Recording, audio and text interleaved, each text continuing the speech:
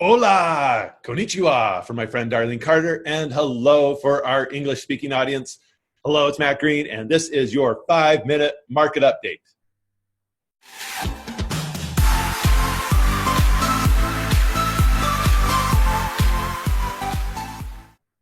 It is the first week of August 2017. We now have market data through the end of June that we'll be reviewing today.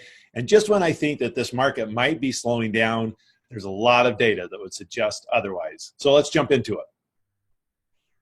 Okay, so when we look at the market, I really like to start out with three main categories to give us a sense for what's going on and what we might expect going forward in the future. The first one's new listings, pending sales, and closed sales. So let's just take a look and compare these numbers to what we saw the previous year in June, and then also kind of where we were at month to date or year to date last May when we did this. So when we look at, first of all, June over June from the previous year, 2016 to 2017, we actually saw a really significant increase, 4.8% in number of listings taken. This is actually probably really good because we have had a significant shortage in listings. And so for us to have more listings on the market will actually potentially help us slow down the rate at which prices are raising. Now, if we look at where we were at year to date through the end of May, we were down 5.3%. Showing that there were fewer and fewer listings on the market. We've made up serious ground in June with that increase in listings, and we're down now only 2.9% year to date. So pending sales, kind of a similar story, 4.6% up year over year for the month of June. Now, when we look at year to date numbers, through the end of May, we were down 2.8%. And now through the end of June, we're only down 1.5%. Again, I think this is a good thing. Closed transactions. So closed transactions, we did not see as many in June, probably a function of us not having as many listings. We were down 3.8% year over year in the same month of June. Now, when we look at where we were at May to June, pretty flat, 0.8% down through May. June through the end of June, year to date, down 1%. Again, I think largely a function of number of available listings. All right, so let's look at this. I thought this was pretty interesting. Pending sales. This is from 2006 down here, clear to 2017. And you can see pending sales in any given month. Very, very significant month for 2017, but it did not keep pace with what we saw in 2016. So a potential slowing in the market, or a function of not having the listing inventory that we need to keep up with demand. Based on the price increases we're seeing, likely a shortage of inventory, and we're seeing the prices escalate significantly because of that. Days on market, real significant little measurement for us to see how quickly things are selling. Days on market right now, the lowest we've seen historically, clear back from 2006 when the market was just crazy, crazy hot in 2006 and 2007.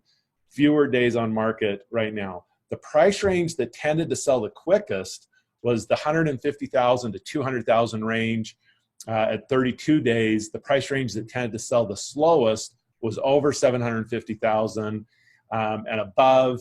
And that was about 111 days. So if you have a higher price home, you're probably not going to see those 32-day sell cycle, but the average for over 750,000, 111 days. All right, let's jump to median sales price. This is pretty incredible. Year over year, we continue to see just exceptional appreciation of prices. The 12-month average here, 8.4% year over year. This is statewide data again for single-family residences. Really interesting to look at this data. 2006, we saw the prices really run up in 07 and 08. We saw it retreat in what we call the Great Recession, right? And then ever since 2011, 2012, we've just seen this really steady climb of values here in the state of Utah.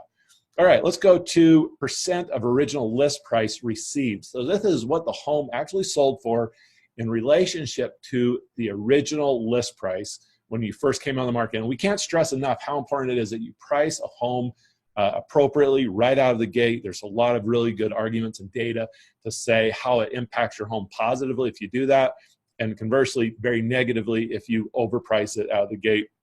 Creates a lot of stigma and belief that the home might be overpriced or that something's wrong with it, right? So when we look at year-to-date data, 98.1%, that means the home sold for 98.1% of the original list price. So if you're a buyer, be prepared in this market to write an offer close to asking price in most scenarios. Okay, so let's jump to housing affordability. This is a really interesting one, and I think there's a lot of misconceptions relative to affordability. There's really three main factors that impact affordability: jobs, what the cost of money is, interest rates, right, and the value of real estate, what the cost of the home is. And if we look at affordability, the higher the number, the more affordable homes are. The lower the number, the less affordable. So this trend here, 138 to 119 over the last 3 years, shows that homes are becoming less affordable. And we would assume that with prices going up. Interest rates remain really aggressive though, very, very low. So they're very attractive and continue to help us keep properties more affordable. And look at this historically. We're still far more affordable than what the homes or what it costs someone to buy a home back in 2007, 2008, even though home prices are more than what they were at that time. The affordability is actually, it's more affordable today. All right, let's jump to our next slide here. Inventory of homes for sale. As I had indicated before, there's a real shortage of inventory.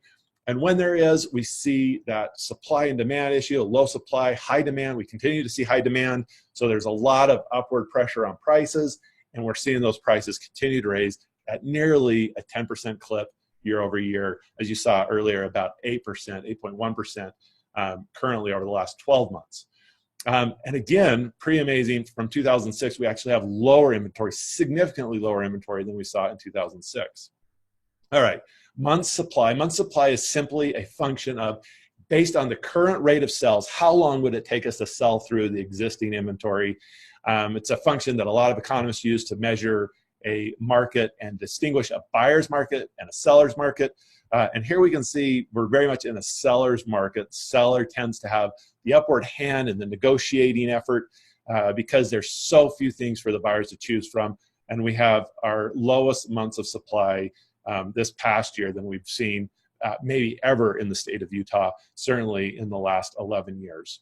So just a handful of months of supply, pretty incredible.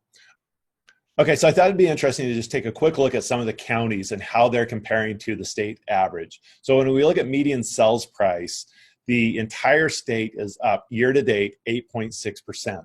When we look at Davis County is up 9.3%. Salt Lake County is up 11.2%. Now this again is the median sales price. If we look at Summit County is up 5.5%. Utah County is up 6%. And then Washington County, St. George area, up 10.3%. And Weber County is up 10.4%. So kind of interesting to see what's going on. Okay, so let's end with just a quick comparison about how our brokerage is doing in relationship to the marketplace. You've heard the saying that all boats rise with the tide. Well, certainly that is the case and should be the case. Our company should at least be matching the industry. But if we're really executing at a very high professional level, we should be outpacing the market. And in fact, we are doing that. So if we look at the June data in the state of Utah, the total marketplace, and compare that against Keller Williams data over that same time period, this is how we're faring. So let's start with new listings. New listings, you can see here, the state of Utah is down 2.9%, while Keller Williams Utah is up 14.9%. We're outpacing the marketplace by 17.8% in our ability to go out and get listings and make more inventory available for buyers. Pending sales, so under transactions that go under contract, the state of Utah is down year over year, down 1.5%, while Keller Williams Utah across the state is up 9.4%. We're outpacing the market by 10.9%. Awesome. Closed transactions, state of Utah year to date down 1%, while Keller Williams Utah is up 9.3%. We're outpacing the state by 10.3% in closed transactions. Hey, thanks for joining me for our 5-minute market update today. I hope you found some value in it and better insight in the market. Again, if you have any thoughts about what's going on in your particular area, I would love to share those below. We'd love to continue the discussion in the comments. And please give us a thumbs up and share this with your friends and family. And we look forward to talking with you soon.